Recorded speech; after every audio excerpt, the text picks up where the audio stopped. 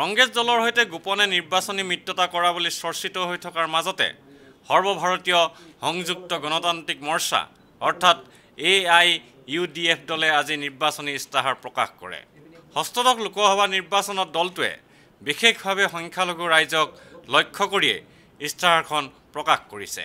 অৱশ্যে মূল্যবৃদ্ধি, বান গৰাখহনীয়া, বিদেশীৰ সমস্যা আদিও ইস্তাহাৰত স্থান পাইছে।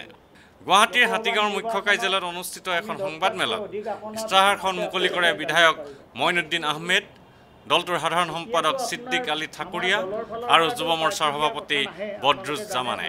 ইস্তাহাৰ প্ৰকাশ কৰি সাংবাদিকেৰে হোৱা কথা বতৰাত নেতাকেইজনে প্ৰকাশ কৰে এইবাৰ নিৰ্বাচনত দলটোৱে 5খনতকৈ বেছি আসন লাভ কৰিব।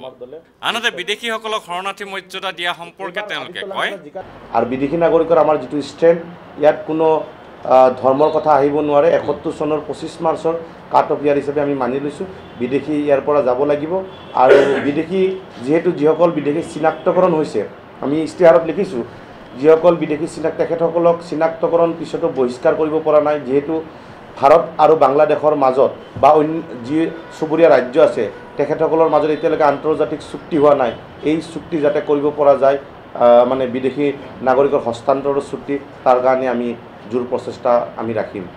কংগ্ৰেছৰ লগত গোপন মিত্ৰতা কৰা সম্পৰ্কে মন্তব্য প্ৰকাশ কৰি তেওঁলোকে কয়, এটা কথা হৈ আছে যে মানে কংগ্ৰেছৰ লগত হলি গলি চলি আছে, কংগ্ৰেছৰ লগত মানে সেই মিতিৰেলি, এই কথাটো মানে নহয়, শুনক কথাটো। এতিয়া এই কথাটো মানে ইমান বেছি মিডিয়াত আহিছে যে আমি মানে এনচাৰ দি মানে পোৱা নাই। কিন্তু কথাটো হৈছে আপোনালোকে প্ৰত্যেকবাৰে, আপোনালোকে খালি এইবাৰ নহয়, যোৱা পঞ্চায়ত ইলেকশ্যনত হওক, যোৱা এছেম্বলি ইলেকশ্যনত হওক, প্ৰত্যেকবাৰ ইলেকশ্যন আহিলে এই ইছ্যুটো মানে মিডিয়াত অলপ বেছি প্ৰচাৰ হয়। কি কাৰণত হয় মই নাজানো। এতিয়া আপোনালোকে ক'ত কি ক্লু পায়।